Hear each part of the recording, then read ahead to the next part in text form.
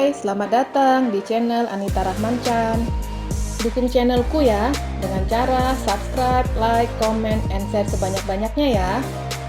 Satu lagi, bunyikan loncengnya agar kalian dapat update terbaru dari novelku. Terima kasih.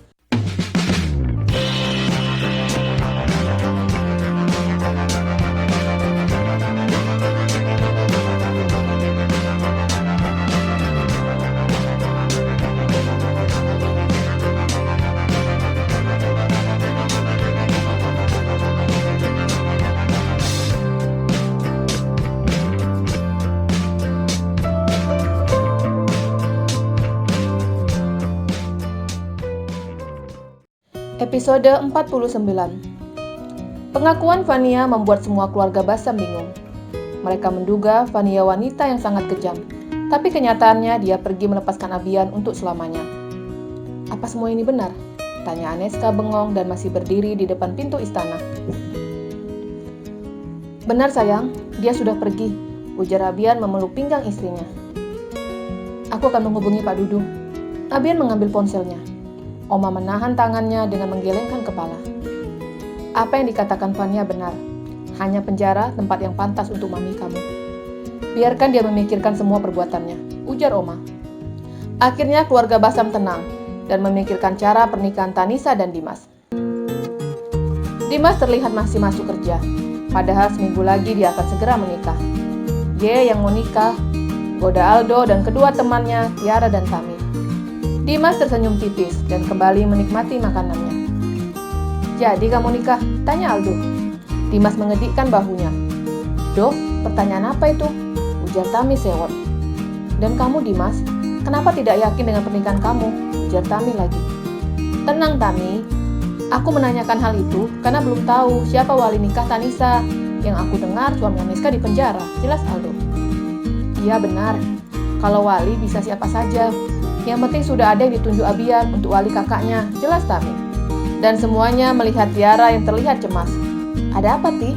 Tanya Tami. Sebentar lagi aku juga akan menikah, sahut Tiara cemas. Mendengar penuturan Tiara tentunya membuat Tami tersadar, di mana pernikahan mereka hanya berjarak 1 hari. Lalu kenapa? Tanya Aldo. Ya takut, sahut Tiara. Takut itu, tebak Aldo. Aldo? Tami langsung memukul temannya. Lah, kenapa dipukul? Aku hanya menebak saja. Dia tidak menyebutkan takut apa. Jadi aku tebak aja kata itu. Memangnya kamu tahu kata itu? Tanya Aldo ke Tami. Tami mengerti yang dimaksud Aldo, yaitu malam pertama, tapi dia tidak mau menyebutkan apa yang ada di dalam pikirannya. Sudah, jangan berkelahi. Mulai besok aku cuti, timpal Dimas. Ye, persiapan malam pertama ya mas. Ejek Aldo. Dimas langsung menepuk lengan temannya. Kiramu selalu kotor. Aku itu diminta ibu untuk cuti. Katanya orang yang mau menikah tidak boleh keluar rumah. Pantang. Jelas Dimas. Semua temannya saling pandang. Mas, bukan yang harusnya dipingit itu calon mempelai wanita, ujar Tami. Nah, yang aku tahu itu. Tapi entah kenapa ibuku melarangku untuk bekerja dengan alasan yang tadi, jelasnya. Hahaha, mungkin terlihat aneh, tapi ikuti saja, sahut Tami lagi. Aldo dan Tami melirik Tiara. Kamu kenapa? Tanya Tami. Apa aku juga harus dipingit? Tanyanya. Tami diam. Kenyataannya keduanya memang harus di rumah sampai hari H. Suara ponsel keduanya berdering. Tiara dan Tami mendapatkan panggilan dari orang tua mereka. Ya halo, sahut Tami. Kapan kamu cuti? Tanya ibunya. Anu bu. Tami tidak tahu harus mengatakan apa. Anu, buruan cuti, nggak baik calon pengantin berkeliaran di luar, ujar ibunya dan panggilan tertutup. Tiara juga mendapatkan panggilan yang sama, menanyakan kapan cuti. Kenapa dengan kalian? Tanya Dimas dan Aldo. Aku ditanya kapan cuti, sahut Tiara. Dan kedua teman yang pria menoleh ke arah Tami. Kalau kamu? Tanya Aldo dan Dimas. Aku disuruh pulang juga, sahut Tami gugup.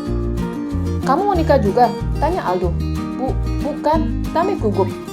Mbak Tami dijodohkan orang tuanya, timpal Tiara. Pasti mereka mau merebutkan tanggal pernikahan Mbak Tami dengan pria itu, tebak Tiara. Tami hanya tersenyum, tidak menjawab pertanyaan temannya. Nyonya Rona masih diajukan beberapa pertanyaan oleh tim penyidik. Dia mengatakan semuanya tentang dalang dari semuanya, tapi tim penyidik masih menampung semuanya. Tidak didampingi oleh pengacara seperti Abian dulu. Dia merasa benar-benar tidak ada yang memperhatikannya. Untuk sementara, ibu kami tahan sampai penyelidikan selesai, ujar petugas. Tidak, Pak, jangan. Nyonya Rona menangis, dan dia dibawa ke dalam sel.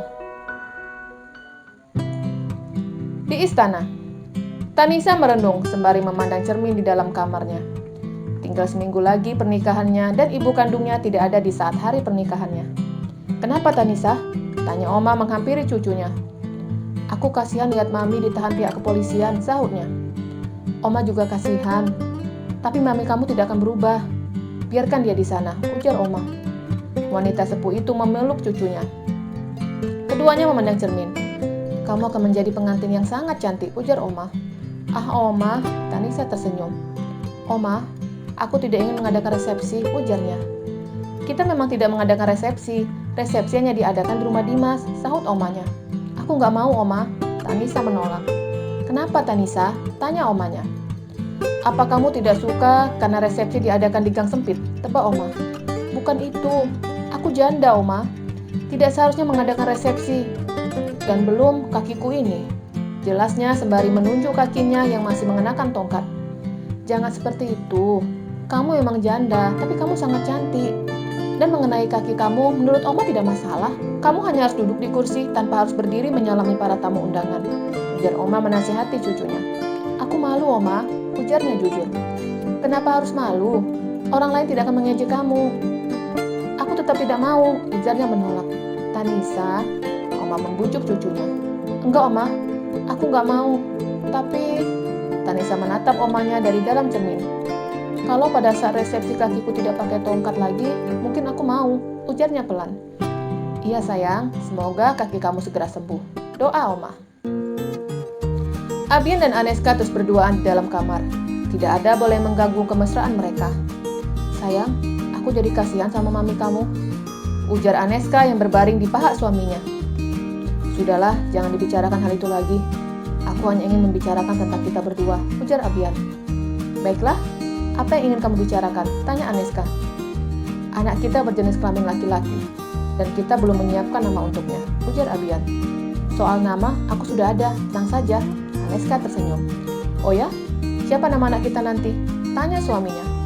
Abian, sahut Aneska. Hahaha, terlalu panjang huruf N. Aku akan menyiapkan nama yang bagus untuk anak kita. Tapi sebelum itu, kita main dulu, ujar Abian genit yang tidak lupa untuk melakukan hal itu. Tadi kan sudah, ujar istrinya. Iya, tadi sudah, tapi kejadian tadi membuatku lapar, sahut suaminya mulai menciumi istrinya. Kalau lapar makan, bukan beginian, ujar Aneska. Aku tidak akan kenyang jika belum makan kamu, sahut suaminya genit. Dan terdengar suara perut Aneska yang berbunyi. Kamu lapar? Tanya suaminya. Iya, aku hanya makan pisang goreng dari siang, jelas istrinya. Wah, gawat. Ya sudah, aku suruh Koki masak pisang goreng lagi untuk kamu. Abian turun dari kasur. Tapi anak kita ingin kamu yang masak, ujar Aneska manja. Aku masak? Abian menunjuk dirinya sendiri dan Aneska menganggukkan kepalanya sembari tersenyum. Baiklah, demi anak kita aku akan masak. Walaupun aku belum pernah memegang kompor, tapi akan aku lakukan. Dengan semangat Abian keluar dari kamar, bukan ke dapur tapi mencari mertuanya. Bu, bantu aku, ujar Abian dengan wajah panik. Kenapa dengan Aneska? Tanya Ibu Desi yang ikutan panik. Aneska tidak apa-apa, dia hanya minta pisang goreng, sahutnya. Oh, pisang goreng. Ya sudah, Ibu siapkan. Kamu dan Aneska tunggu saja di kamar, ujar Ibu Desi berjalan menuju dapur. Ketika berbalik badan, dia melihat menantunya mengikutinya. Loh, kenapa ikut? Tanya Ibu Desi. Aneska mau aku yang masak pisang goreng itu, ujarnya. Oh, ya sudah kalau begitu. Ibu Desi pergi meninggalkan dapur. Ibu kenapa pergi? Tanya Abian bingung. Kamu tadi bilang kalau kamu yang mau masak untuk Aneska. Jadi Ibu pergi, jelas wanita baru baya itu. Iya Bu, tapi aku tidak tahu cara masaknya, sahutnya. Makanya ngomong yang jelas. Ayo kita ke dapur, ajak Ibu Desi. Di dapur ada Koki dan pelayan. Ketika melihat Abian tentu membuat mereka bingung. Tuan butuh sesuatu? Tanya pelayan. Tidak ada. Kalian silakan istirahat. Abian malu jika cara masaknya akan menjadi bahan candaan pelayan dan Koki. Ucapan Abian tidak digubris pelayan dan Koki. Mereka masih tetap berada di dapur, sedangkan Ibu Desi sedang mencari buah pisang.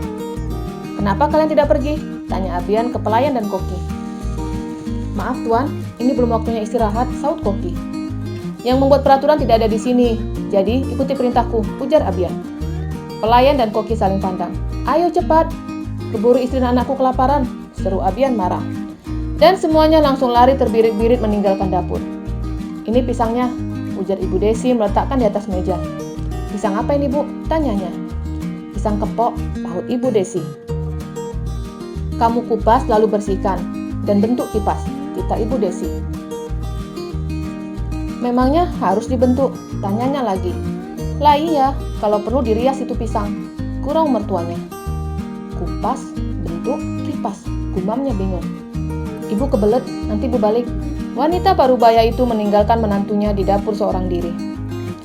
Baiklah, aku akan menggunakan bantuan. Abian mengeluarkan ponselnya dan mengetik di ponselnya cara mengupas pisang kepok dan membentuk pisang jadi kipas. Dia mengikuti video itu dan langsung mempraktekannya. Dan tidak berapa lama Ibu Desi datang, melihat mangkok yang berisi buah pisang dengan bentuk kipas. Bagaimana bentuk pisang kipasku, Bu? Tanyanya. Lumayan, sahut Ibu Desi. Bu, beri penghargaan lain, jangan hanya lumayan, protesnya. Menurutnya ini pekerjaan yang sangat sulit dikerjakannya.